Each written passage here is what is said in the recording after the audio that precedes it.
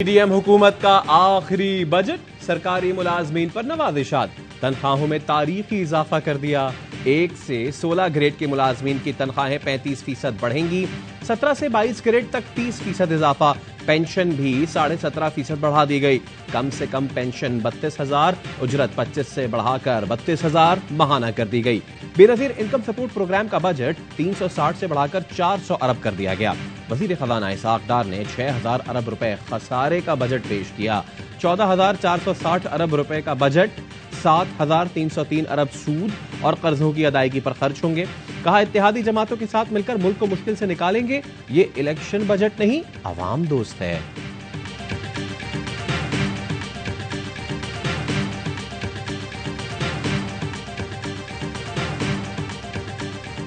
Non filers के लिए transaction की कॉस्ट में इजाफा, इसका मेन मकसद यह है कि नॉन फाइलर्स बने और वो फिर अपने मुनासिब जो सही रेट है स्टैंडर्ड उसका फायदा उठाएं। लेकिन फिर भी ना बने तो उसमें कुछ आप देखेंगे कॉस्ट में इजाफा किया गया है, उनको दायरा में लाने के लिए, टैक्स नेट में लाने के लिए। बजट में तनख्वाहदार मिडिल क्लास तबके के लिए कोई रिलीफ नहीं। नॉन फाइलर बैंक से 50,000 रुपए निकलवाने पर 300 रुपए टैक्स देगा। वजीर खजाना इसहाक डार ने कहा, डेबिट क्रेडिट कार्ड से बैरून मुल्क खरीदारी पर 10% टैक्स लगेगा। टेक्सटाइल और लेदर मसनूआत पर सेल्स टैक्स में इजाफे की तजवीज़। मिडिल क्लास को सिर्फ डायपर सस्ते मिलेंगे। सोलर पैनल के खाम माल पर कस्टम्स ड्यूटी खत्म करने की तजवीज़। सनती शोबे पर कोई नया टैक्स नहीं लगाया। ज़राए कर्जे 1800 अरब से बढ़ाकर 2250 अरब कर दिए।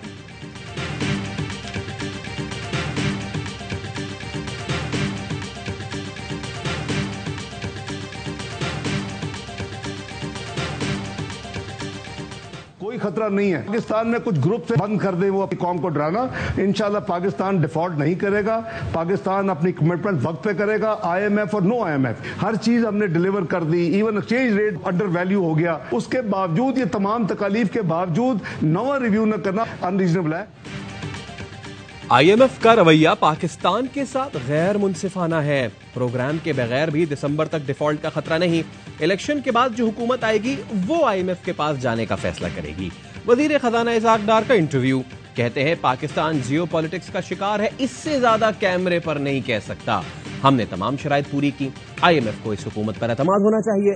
जो हो रहा है नहीं होना चाहिए, मगर हम मुल्क की खातिर सब्र का मुजाहरा कर रहे हैं। आज भी डॉलर की असल शरह 245 से ज्यादा नहीं।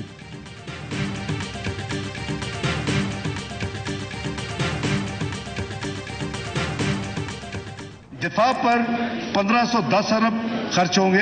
आला तलीम के लिए 82 अरब, सेहत के लिए 26 अरब, साइंस और IT के लिए 34 अरब रुपए, जबकि पैदावारी शोबे, सनत, मादनियात, ज़राअत के लिए 50 अरब रुपए रखने की तजवीज़ इस बजट में शामिल है।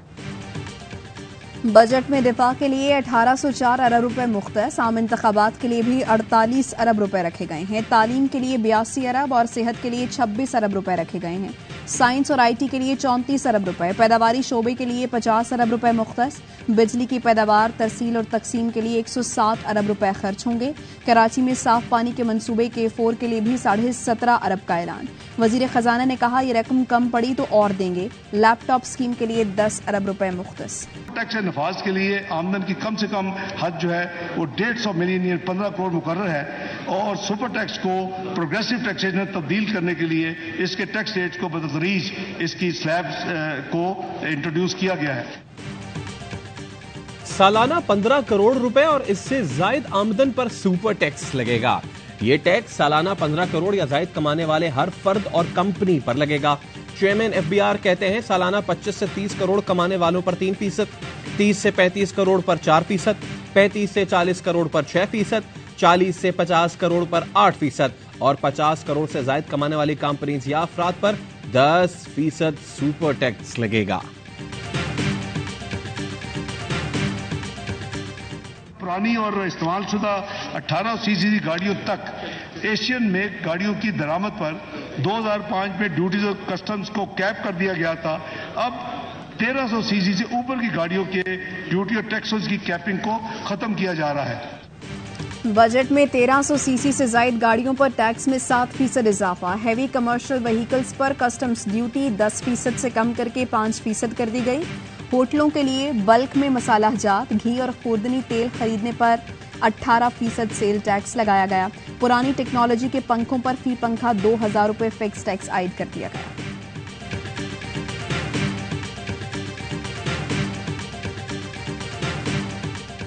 फ्री लांसर्स के हवाले से Pakistan IT and IT enabled services में दुनिया के दूसरे नंबर पर रिकॉग्नाइज हो रहा है। $24,000 तक सालाना की एक्सपोर्ट पर फ्री लांसर को सेल्स टैक्स रजिस्ट्रेशन और गोशवारों से एग्जम्प्ट करार दिया जा रहा है। फ्री लांसर्स के लिए $24,000 तक की आमदनी टैक्स फ्री। नए बजट में फ्री लांसर्स के लिए बड़ी सहूलत का ऐलान। फ्री लांसर्स एक सादा फॉर्म पर अपना टैक्स रिटर्न फाइल कर सकेंगे।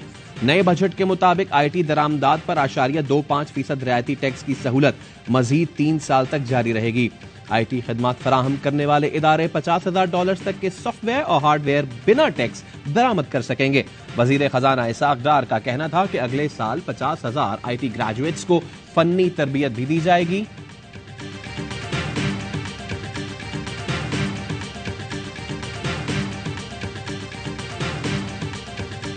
को फरोग हासिल होगा। हुकूमत ने बड़ा मिसाली बजट पेश किया। ये जो बजट है ना, गरीब किसान के लिए बहुत अच्छा हुआ।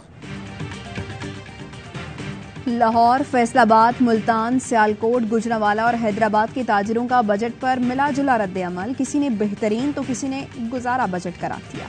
ताजिर रहनुमाओं का कहना है हुकूमत ने ज़राअत और आईटी शोबों के लिए बेहतरीन पैकेज दिए हैं, लेकिन इंडस्ट्री के लिए कोई खास रिलीफ नहीं। मजीद महंगाई बढ़ने का भी खदशा मौजूद है। उम्मीद है मिनी बजट नहीं लाया जाएगा।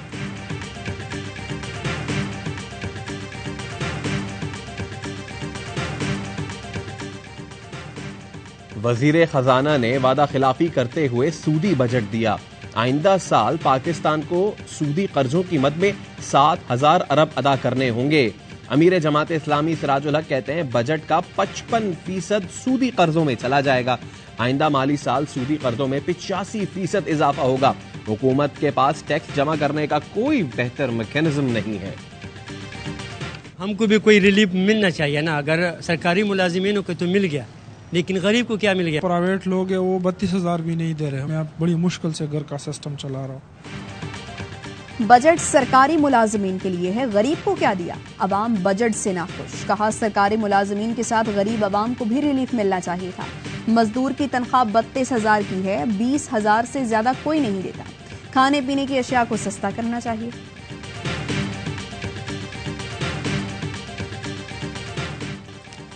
IMF की तमाम शर्तें मान ली जिनसे आम आदमी पर महंगाई का बोझ पड़ा। वजीर आजम का एतराफ। विफाकी काबीना इजलास में कहा कि IMF की शर्तों पर अमल दरामद शुरू कर दिया है। उम्मीद है इस महीने मामला तय पा जाएंगे। गुज़िश्ता हुकूमत ने मईशत का जनाजा निकाल दिया था। गुज़िश्ता 1.25 साल से सियासी अदम इस्तेहकाम की भरपूर कोशिश की जा रही है।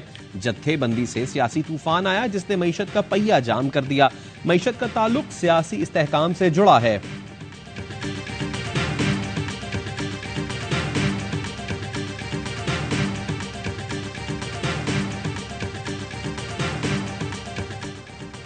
पहली बार बजट में सहाफियों के लिए हेल्थ इंश्योरेंस की रकम मुख्तस की गई है। वज़ीर इत्तलात मरियम औरंगजेब कहती हैं सहाफियों की हेल्थ इंश्योरेंस के लिए 1 अरब रुपए रखे गए हैं। बतौर वजीर मेरा मकसद था वर्किंग जर्नलिस्ट्स को ये सहूलत मैसर आए।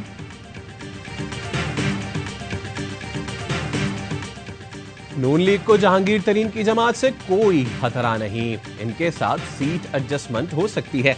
वजीर दिफा ख्वाजा आसिफ कहते हैं आम इंतखाबात अपने वक्त पर होंगे। वजीर दाखिला राना सनाउल्लाह का कहना है 2018 में भी ये सब एक जगह इकट्ठे हुए। अब अगर दूसरी जगह इकट्ठे हैं तो परेशानी की क्या बात है? इनका अपना पासा पलट चुका है। चेयरमैन PTI ने मुल्क की सियासत के साथ खिलवाड़ किया। मुल्क को हादसे से दो चार करना चाहते थे, अब ये खुद ही हादसे से दो चार हो गए।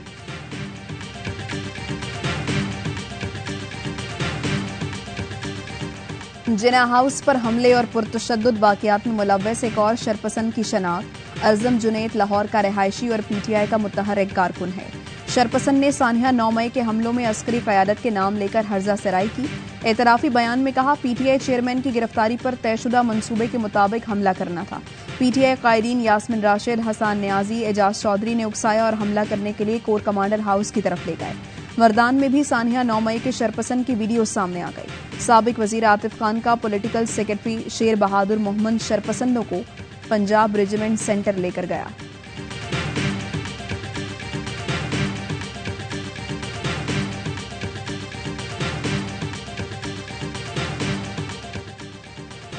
मेयर कराची के इंतखाब में तमाम नुमाइंदों की शिरकत यकीनी बनाई जाए। सिंध हाई कोर्ट का हुकूमत को हुक्म। पीटीआई के तमाम गिरफ्तार यूसी चेयरमैन को बहिफाजत सिटी काउंसिल पहुंचाने की हिदायत। पुलिस ने फिरदौस शमीम नकवी, उमर दराज, सैयद अमजद और मोहम्मद मुस्तफा की गिरफ्तारी की रिपोर्ट पेश की। सिंध हुकूमत ने मुंतखब नुमाइंदों को सिटी काउंसिल पहुंचाने से माजरत की थी।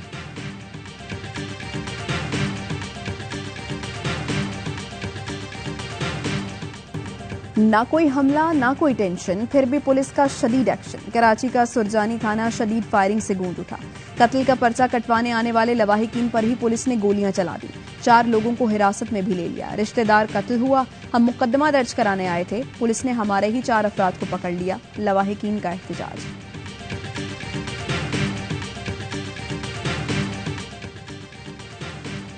लाहौर में ताजिर कम्युनिटी का अफवाज पाकिस्तान से इजहार यकजहती। लिबर्टी चौक पर मुजाहरा। फौजी तनसीबात पर हमलों की मजम्मत। सदर आजम मार्केट मलिक जमान नसीब ने मियां असलम इकबाल, जुबैर न्याजी, हसन न्याजी समेत दीगर मुलविस अफराद की गिरफ्तारी का मुतालबा किया। रावलपिंडी में सिविल सोसाइटी की प्रेस क्लब से मरी रोड तक रैली। कोर कमांडर्स हाउस और GHQ पर हमलों की मजम्मत। शुरका के पाक फौज के हक में नारे।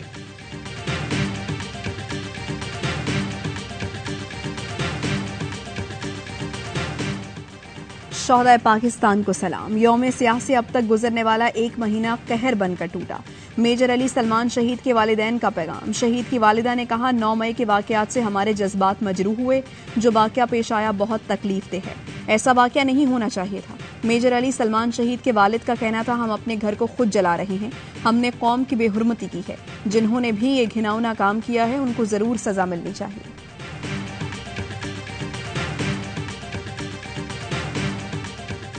ऐसे लोग जिन्होंने ये हरकत की है 9 मई की खास तौर पर, उनको सख्त सजा दी जाए पाकिस्तान कानून के तहत। कौमी परचम की बेहुरमती, मौस की बेहुरमती और सबसे इम्पोर्टेंट शोहदा की बेहुरमती और उनकी तस्वीर को जिस तरीके से जिस हालात में देखा है, ये काबिल मजम्मत है। 9 मई के स्याह दिन को गुजरे 1 माह मुकम्मल।